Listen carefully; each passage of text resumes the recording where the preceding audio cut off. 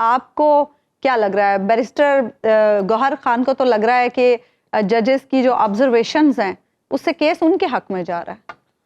دیکھیے میں نے تو پہلے بھی آپ کی خدمت میں عرض کیا تھا یہاں پہ کہ جو راستہ بنتا ہوا نظر آتا ہے وہ یہ ہے کہ 13 جنوری کا فیصلہ بائی پاس کیا جائے. اور وہ بائی پاس کرنے کا طریقہ یہ نظر آ رہا ہے کہ الیکشن کمیشن پر یہ الزام ڈال دیا جائے یا اسے الیکشن کمیشن کو بتایا جائے کہ آپ نے فیصلے کی درست تشریح نہیں کی. تو آپ کی غلط تشریح کی وجہ سے ایک پارٹی کو اتنا بڑا پرابلم فیس کرنا پڑا ہے. تو لہٰذا یہ پارٹی تو موجود تھی تو ہم سچویشن کو واپس اسی 3 دن کی طرف لے جاتے ہیں جیسے جسٹس منصور علی شاہ نے کہا ہے. آج انہوں نے بھی فرما لیا ہے کہ وہ پہلے بھی کہہ چکے ہیں یہ بات. ان 3 دن کی طرف لے جائیں اور وہاں پر جا کے دوبارہ آپشن دیں کہ جناب آپ پی ٹی آئی میں شامل ہونا چاہتے ہیں تو ہو جائیں یا ان کو پی ٹی آئی کا کینڈیڈیٹ ہی تصور کیا جائے, پی ٹی آئی کا امیدواری تصور کیا جائے اور پی ٹی آئی کا ممبر ہی تصور کیا جائے. اب وہاں پہ اگر چلے جاتے ہیں, اگر اس 3 دن کی مدت پہ چلے جاتے ہیں تو وہاں پہ جا کے آپ کو صاف انداز میں پتہ چل جاتا ہے کہ پھر نشستیں جو ہیں وہ کس کی طرف جائیں گی, کیونکہ پھر نشستوں کا فیصلہ بھی اسی کے مطابق ہوگا.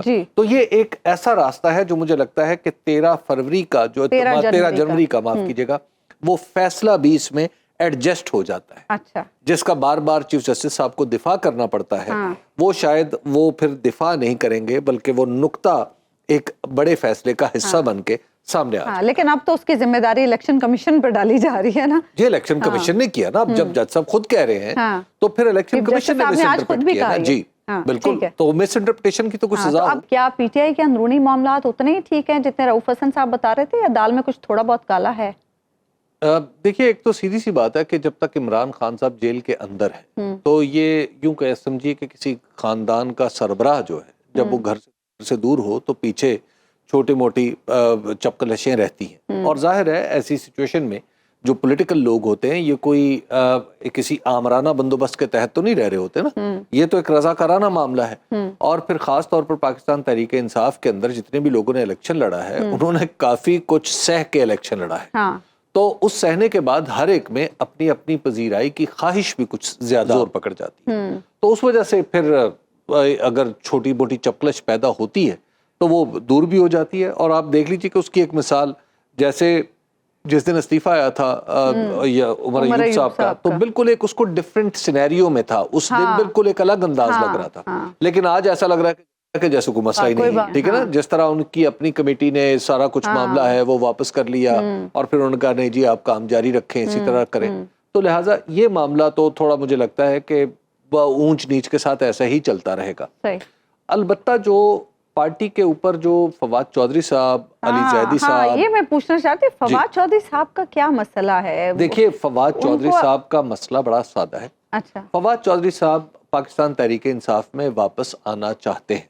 ان کا یہ کہنا ہے کہ میں تو گیا ہی نہیں تھا. نہیں, وہ ان کا یہ کہنا ہے میں تو گیا ہی نہیں تھا. اچھا, وہ ٹویٹ تو انہوں نے کیا تھا. اچھا, وہ اس ٹویٹ کے بارے میں بھی اپنی ایک کہانی ہے. جی, تو اس ٹویٹ کی اپنی ایک کہانی ہے. تو اب فواد چودھری صاحب واپس پارٹی میں انٹری چاہتے ہیں. اور وہ یہ سمجھتے ہیں کہ رؤف حسن صاحب جو ظاہر ہے اس وقت ترجمان ہے, اور آپ کو یاد ہوگا کہ یہی عہدہ جو تھا ایک زمانے میں خود فواد چودھری صاحب کے پاس ہوا کرتا تھا. اور فواد چودھری صاحب کو یہ گلہ بھی ہے کہ رؤف حسن صاحب نے ان کے بارے میں کچھ سخت زبان استعمال کی تھی.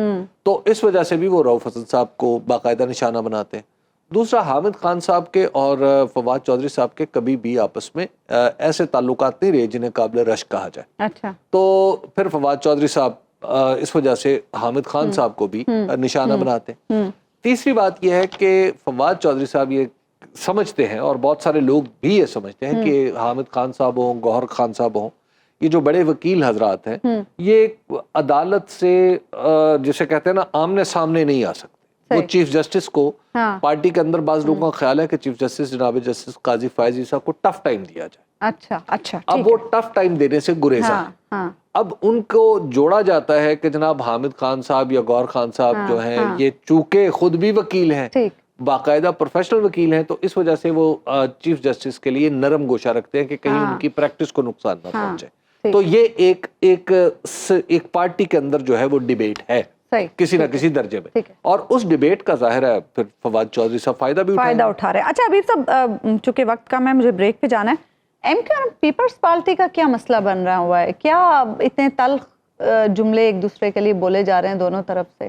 جب بھی آپ دیکھیں گے کہ پیپلز پارٹی اور ایم کیو ایم دیکھیں گے نا, جب کچھ دن گزر گئے ہیں تو ایک دوسرے کے خلاف اس طرح کی سخت بیان بازی شروع ہو جائے گی. اچھا. کبھی ایم کیو ایم اپنے وجود کا احساس دلائے گی کراچی کے شہریوں کو, اور پیپلز پارٹی کو دھکیلے گی, یہ ثابت کرے گی کہ یہ صرف دیہی سندھ کی جماعت ہے. اور پیپلز پارٹی والے اچانک سامنے آ جائیں گے اور پھر وہ یہ کہیں گے کہ جناب انہوں نے تو شہر کو برباد کر دیا ہے, انہوں نے تو اردو بولنے والوں کے ساتھ بڑی زیادتیاں کیا وغیرہ وغیرہ. تو اب معاملہ ہے کوٹا سسٹم کا. دیکھیے جو کوٹا سسٹم ہے اس کے مطابق ہم نے طے کر رکھا ہے ذوالفقار علی بھٹو کے دور میں کہ 60% ملازمتیں رورل سندھ والوں کو ملیں گی اور 40% جو ہیں وہ اربن سندھ والوں کو ملیں گی. اب یہاں پہ پرابلم یہ ہوا کہ پیپلز پارٹی نے چن کے اربن سندھ میں صرف سندھی سپیکنگ کو ہی نوکریاں دینا شروع کر دی. بھائی اب سندھی بولنے والے تو ہر جگہ ہیں, کراچی میں بھی ہیں, حیدرآباد میں بھی ہیں, ہر جگہ. تو اس پہ ایم کیو ایم کو اعتراض ہے. تو اور یہ اعتراض کو اتنا بیجا نہیں, یہ اعتراض اتنا بیجا نہیں ہے